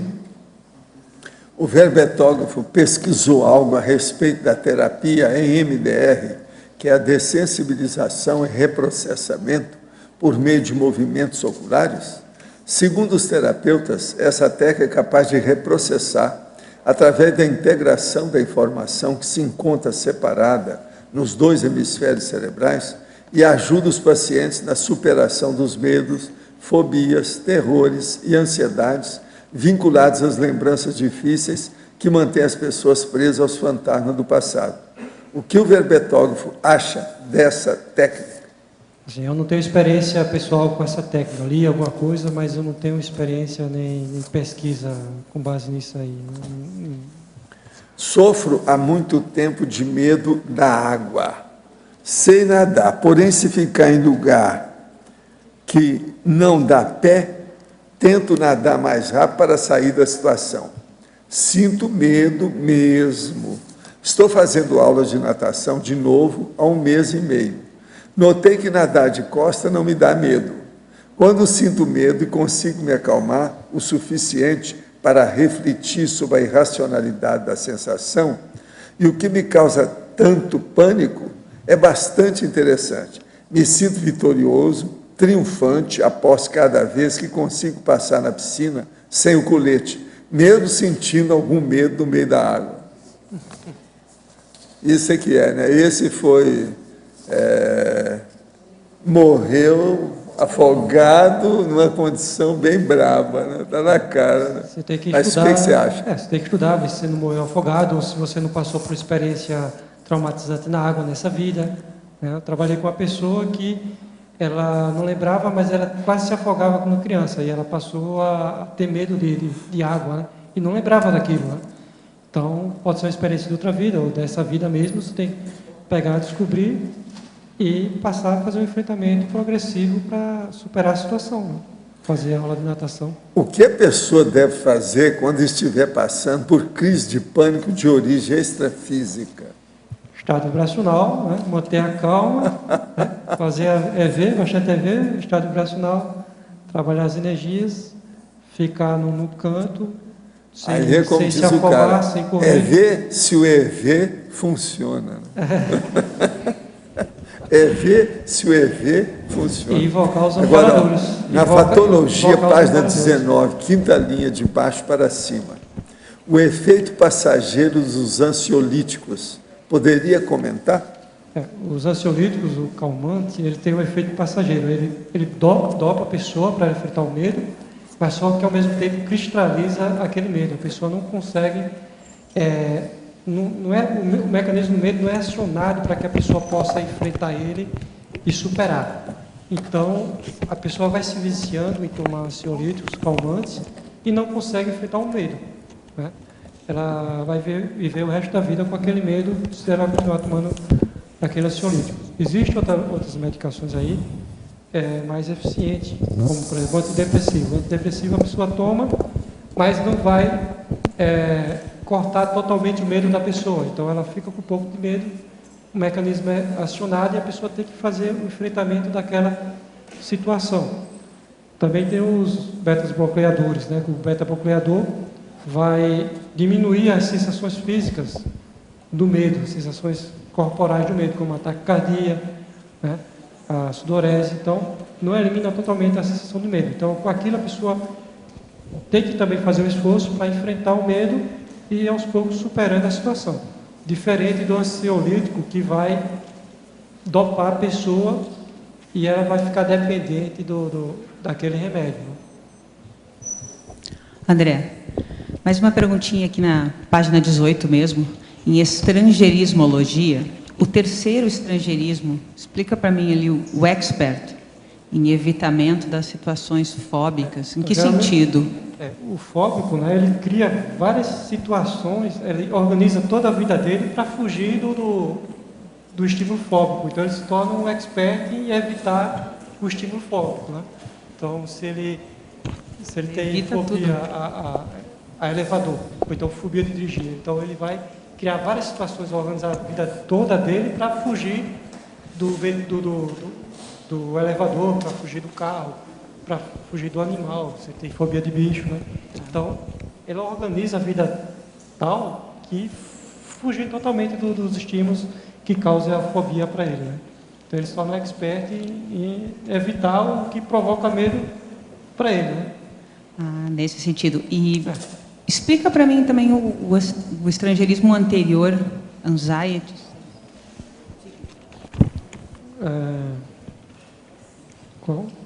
O anterior a isso. É a pessoa que é sensível à ansiedade, né? Ela já é ansiosa, sensível à ansiedade, né? Pessoa sensível.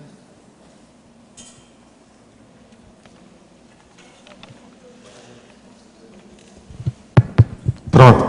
Deixa eu te perguntar, então, uma coisa a partir da tua vivência pessoal aí, de palestras, de aulas contra o medo em trânsito, né? Você frisou bem aqui na frase enfática, né? Do mecanismo tal egóico e racional do medo, né? Depois do impedimento que isso gera na reciclagem. Agora, também na efeitologia, você colocou muito bem aqui que o efeito positivo, né? Efeitos interassistenciais da TENEPS na remissão de fobias, né? O que é a fobia? Medo do inferno, né? Medo da baratosfera. Medo do baratosfera, né? Então, eu queria saber se na prática, mesmo dentro da SOCIM, você vê resultado, né, nessa melhora, a atenuação do medo, quando a pessoa passa a enxergar, por exemplo, no trânsito, os demais, olhar mais, por exemplo, nos retrovisores, olhar para o lado, né, ver quem é que está no carro ao lado, se preocupar, fazer, por exemplo, a coisa da direção defensiva. O medo do trânsito, geralmente, a maioria das pessoas é perfeccionismo. Ela tem medo de errar na frente dos outros. Sim, sim. Então, se ela perde esse medo de errar na frente dos outros, ela consegue relaxar e consegue dirigir, né? Às vezes, também a pessoa tem muita necessidade de controle, né? Então, ela só se sente bem quando está sob o controle das coisas. Quando ela vai dirigir, ela não tem o controle do carro ainda, não tem controle do trânsito. Então, ela entra em pânico. Então, ela tem que mudar o ponto de vista dela, fazer essa reciclagem. Tudo mental, bem, mas o controle, né? mas o controle aí nesse caso, né, nosso que a gente ainda faz, tal, tem a ver com o nosso espírito de competitividade, com a competição. Ainda tem isso na gente. Quando a gente fica com a postura mais colaborativa, de enxergar o problema do carro do lado dos outros, procurar enxergar que a gente não está sozinho no trânsito, esse tipo de postura também ajuda a prevenir, né? Sim, com certeza. Ela começa porque o trânsito você está vivendo em sociedade, vivendo Sim, com as outras pessoas dentro do carro, mas está interagindo com os outros carros a todo momento, né?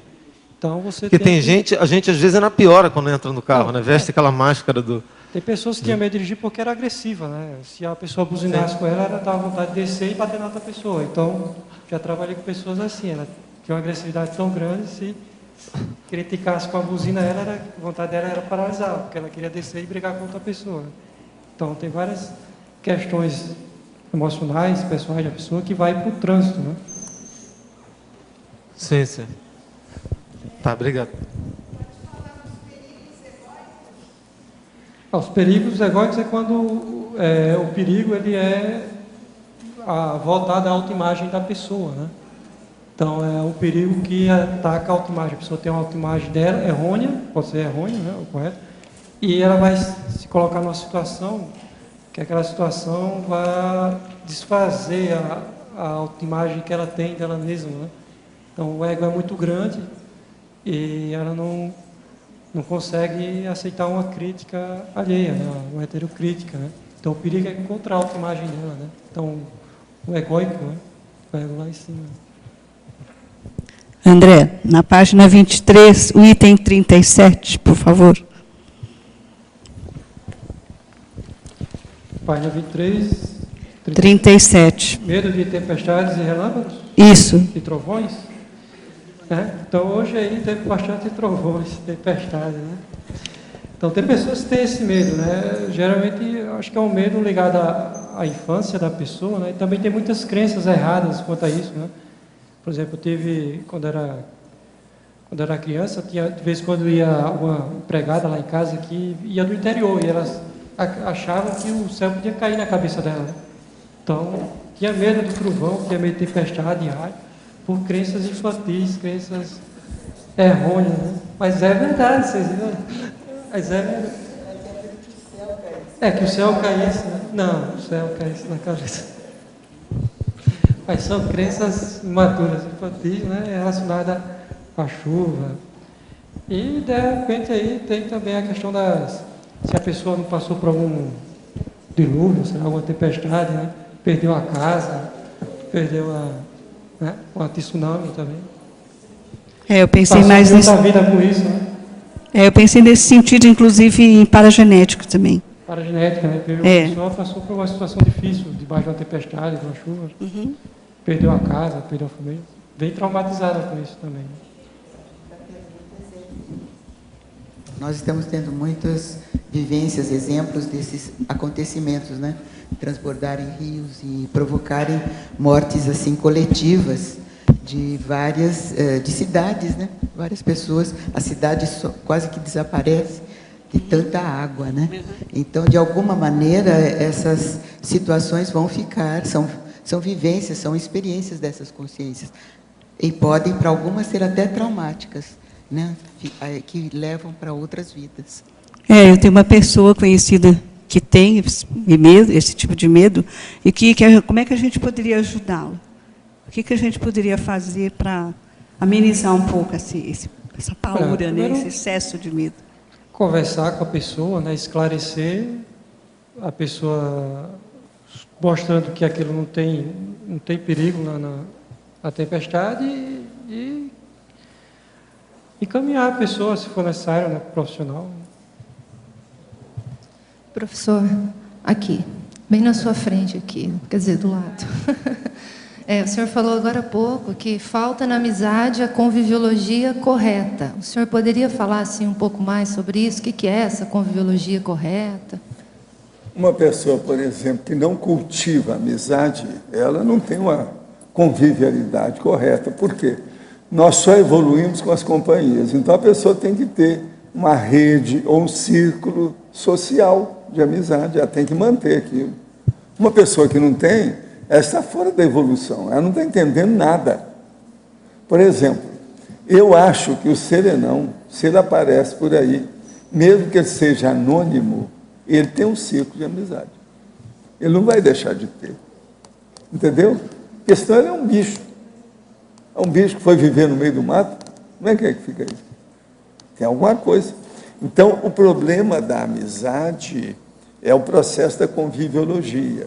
E o problema da conviviologia é um problema da evolução. Tudo isso, então, é praticamente imposto pela própria natureza, pelo cosmos. É a lei em cima da gente.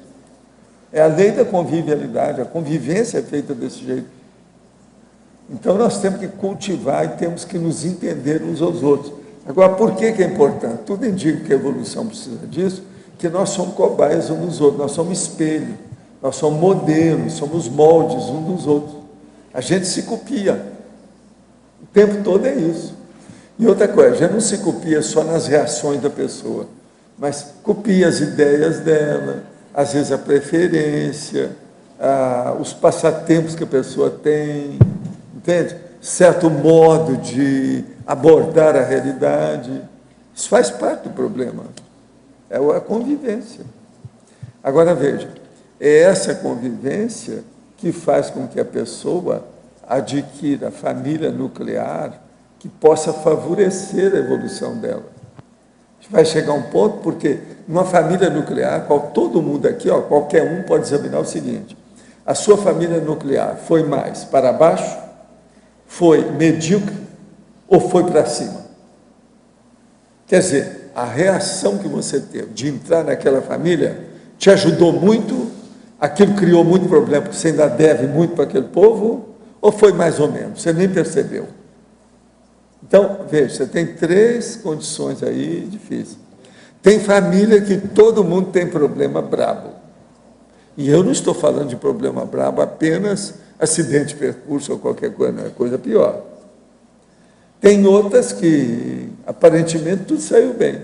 A pessoa teve uma infância boa, uma mocidade produtiva, saiu de casa em paz, sem brigar com ninguém. Geralmente isso é exceção. Para arranjar essas 3 coisas, tudo na mesma família, às vezes é problemático. A infância, a adolescência e a saída de casa. Entende? Outra coisa séria, tem gente que não tem ideia nem da família nuclear. São esses, por exemplo, que são cérebros, verdadeiro carrasco dentro de casa, carrasco doméstico, o cérebro doméstico. Esse não tem ideia do que é. Então, isso tudo é convivialidade, é convivência. Agora, a amizade está nos fulcros disso aí. Então, por exemplo, arranjar muitos amigos é uma coisa muito séria. É assim que começa isso a dar influência na força presencial da pessoa. Entende? Por exemplo, o meu problema com a conscienciologia mostra que eu tenho alguma coisa de cultivo de amizade. Senão não teria tanta gente. Agora, veja, isso sempre me deu, às vezes, até problema. Que é uma coisa positiva, já me deu problema. O meu negócio, por exemplo, no consultório, é uma loucura, por todo lado que eu trabalhei. Você está entendendo? Aquilo dava problema para mim e para um monte de gente, se não tivesse cuidado. Então, nós temos que ver o seguinte: a força presencial da pessoa, ela é enriquecida pelo desenvolvimento, a evolução e a progressão da qualidade do convívio dessa consciência com as outras. Aquilo se reflete nela. Com o passar do tempo, aquilo cria como se fossem umas camadas. Aquilo vai defendendo a ela. A força presencial dela já dá força. Entende? A situação é braba. E outra coisa, chega num certo ponto que mesmo a pessoa querendo esconder, não tem jeito, ela aparece. Entende? Agora, uma das coisas mais impressionantes que eu já vi, por exemplo, na minha vida, isso aconteceu nos Estados Unidos, aconteceu também no Rio comigo. 2 fatos, mas eu tive mais fatos igual esse. Que eu, nos Estados Unidos, eu cheguei com o Chico, entramos dentro de uma sessão, que é a sessão espírita de médium, aquele negócio todo, quando lá da frente, eles acusaram a nossa presença atrás. E ninguém conhecia a gente. Entende? Nós entramos, na última hora, ficamos lá no fundo. Eles acusaram e chamaram a atenção da gente lá atrás. Ninguém sabia que a gente estava ali. Como é que era isso? Entende? Isso nos Estados Unidos. Agora, o pior ainda não foi esse. O pior é que eu fui levar a minha tia no Centro Espírita Cristóforos, lá em Botafogo, no Rio, numa época que ela estava precisando de assistência. Nós, então, também ficamos lá no fundo. Aí, na hora que vem a médium principal, que vai receber aquele que era o orientador extrafísico, o espírito desencarnado que orientava os trabalhos do Cristóforo, ele chega lá, a mulher levanta lá de cima e fala com eles: esse rapaz que está aí fora pode vir aqui e ele vai dirigir o trabalho ali daquela mesa, e indicou a mesa para mim. Aí foi os velhos todos do Cristóforo, assim, mas quem é? Ela está pondo um menino para tomar conta disso. Eu era um rapazinho, entendeu? Agora, ninguém sabia que eu estava lá. Como é que é possível um negócio desse? Você está entendendo como é que é? Então, você veja, eles sabiam quem eu era, o que eu estava fazendo ali, que eu já tinha feito processo de desobsessão, e outra coisa, uma coisa totalmente assim, estranha, que eu era uma criança, o rapaz, eles vão pôr o rapaz para fazer uma coisa, é por isso que os velhos todos, o que é isso? Aí fala assim, tem um assediador, está comunicando, mas a médium era muito venerada lá no Cristóforo. Como é que era isso? A mulher não ia receber um assediador.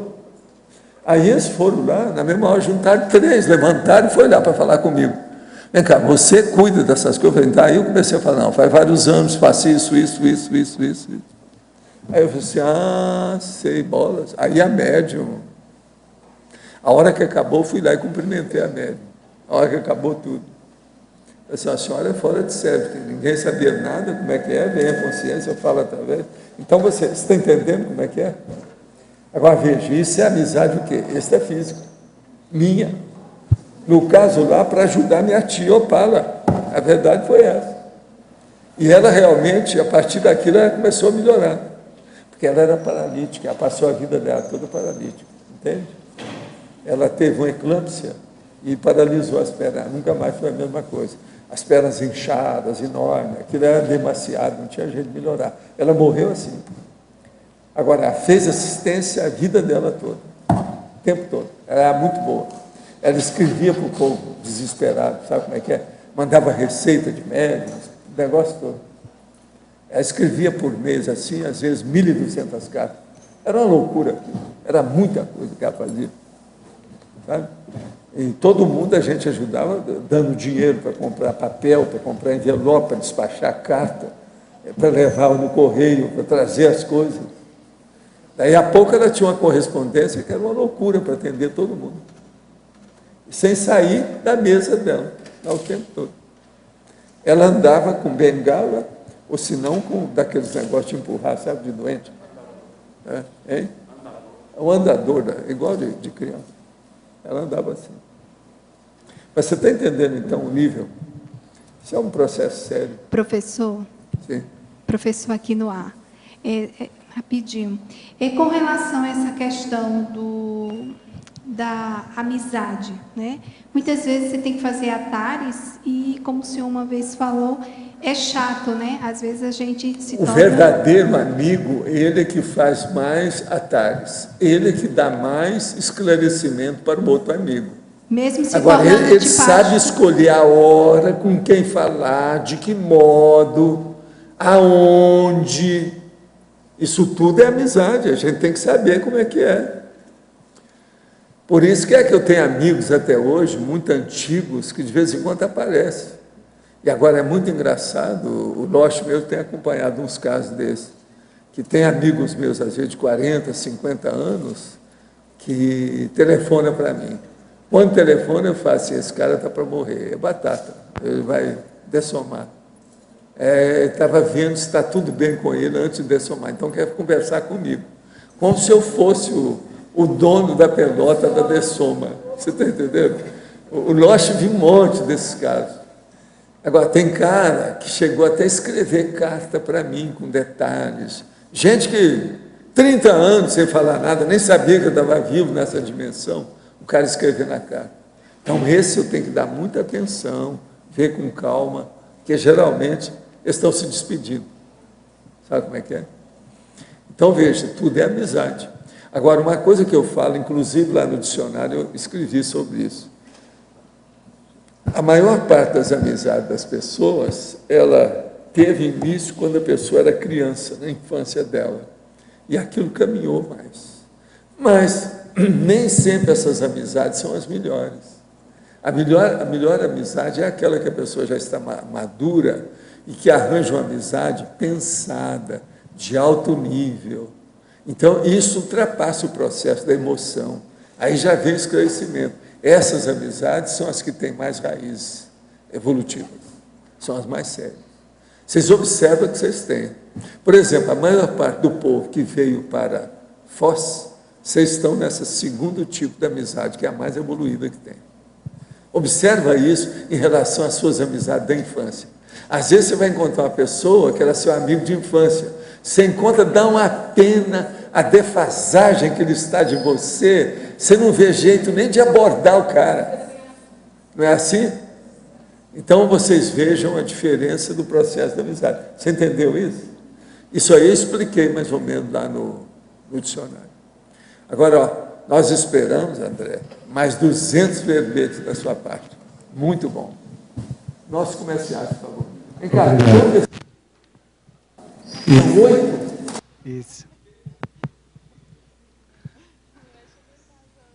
Hoje tivemos 101 assinaturas no livro de presença, 23 perguntas presenciais e 20 perguntas online. Os recados. Hoje temos o Felipe sobre palestras da Assinvex, a Rosângela sobre o debate no CAEC, a Fabiana sobre o congresso da Invex, a Sandra sobre fundamentos de conviviologia e a Patrícia sobre o CP2. Olá, boa tarde a todos. Nós gostaríamos de convidar todos presentes e teletertulianos para a palestra online que nós teremos agora às 15 horas, palestra da Assinvex com a temática Fases do Maxi Planejamento Infectológico. Nessa palestra a gente vai estar debatendo sobre a estruturação do planejamento inversivo e propondo fases novas que dizem respeito à metria do maxi planejamento infectológico, que seria a fase intuitiva, fase iniciante, fase técnico-preparatória e fase profissional executiva. Quem quiser, então, debater sobre esses novos conceitos, conhecer esses novos conceitos, então, na palestra online, às 15 horas, site www.assinvexis.org. Até lá, obrigado.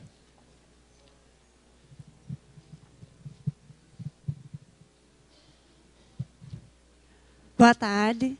Nós, voluntários da Consus, em parceria com o CAEC e IPC, convidamos nossos amigos evolutivos para o debate sobre o tema Conscienciometrologia, tema avançado de curso intermissivo, que acontecerá hoje na sala EAD do CAEC, das 15 às 17 horas, presencial e online pelo site da Consus, www.consus.org.br.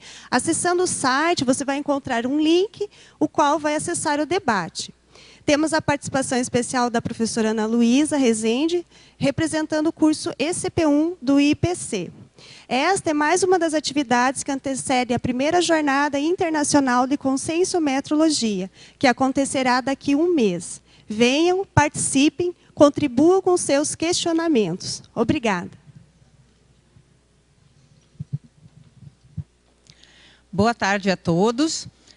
Em nome da Assinvex, nós gostaríamos de convidar as consciências intrafísicas e extrafísicas a participarem, adultos, adolescentes, jovens, melhor idade, todos a participarem da 8ª semana da INVEX, que ocorrerá de 15 a 22 de julho. Nós vamos ter aqui eventos pré e pós-congresso. Então, ocorrerá o 10º congresso. Nós vamos ter como pré-evento os professores Nancy e Wagner, com um curso especificamente desenhado para este evento, que é o Atacadismo Assistencial Teático, Desafios e Oportunidade. Vamos ter a abertura com o professor Valdo Vieira, falando de 2 verbetes, Invexoprofilaxia e Pandeirologia. Vamos ter a participação do professor Marcelo da Luz, com um talk show. Vamos ter várias outras apresentações interessantes, como o Tiago André falando sobre os apoios ao maxi-planejamento pela definição do perfil invexológico pessoal. Vamos ter mesa de debate falando sobre o planejamento da GESCOM invexológica e teremos como pós-evento um campo assistencial holossomático. O melhor é que as inscrições elas podem ser feitas aqui mesmo na recepção do CAEC. Aguardamos todos vocês. Obrigada. Boa tarde a todos. O Colégio Invisível da Conviviologia e o CAEC convidam a todos para participar do curso Fundamentos da Conviviologia, que irá ocorrer nos dias 24, 25 e 26 de agosto deste ano. Então, nós destacamos hoje o assunto que foi tratado na tertúlia, as amizades, que será tratado na aula Convívio Interassistencial e Autoconvívio, as amizades, a dupla, a família, o trabalho e o paraconvívio. Quem dará essa aula serão as professoras Miriam Sanches e Marina Tomás. Dentre essas, outras aulas interessantes vão ocorrer. Nós, então, estamos com as inscrições abertas. Quem tiver interesse, então, pode fazer pelo telefone 45-3525-2652 ou pelo e-mail ceec@ceec.org. Estão todos convidados. Buenas tardes a todos. Me gustaría invitarlos para o SCP-2 de Buenos Aires. O SCP-2 de Buenos Aires vai acontecer nos dias 26, 27 e 28 de outubro, no centro da cidade de Buenos Aires. Buenos Aires é uma cidade que já tem vários séculos e foi palco de diversos conflitos armados, de uma grande ditadura militar e está sedenta por reurbanização extrafísica. Suas energias assistenciais são muito bem-vindas. 26, 27 e 28 de outubro, na cidade de Buenos Aires. Busque as informações no IIPC mais próximo de você. Obrigada. Para amanhã teremos o verbete Ciclo Persecutório, especialidade Interprisiologia, de autoria da professora Tamara Cardoso André. Obrigado pela sua presença e até amanhã.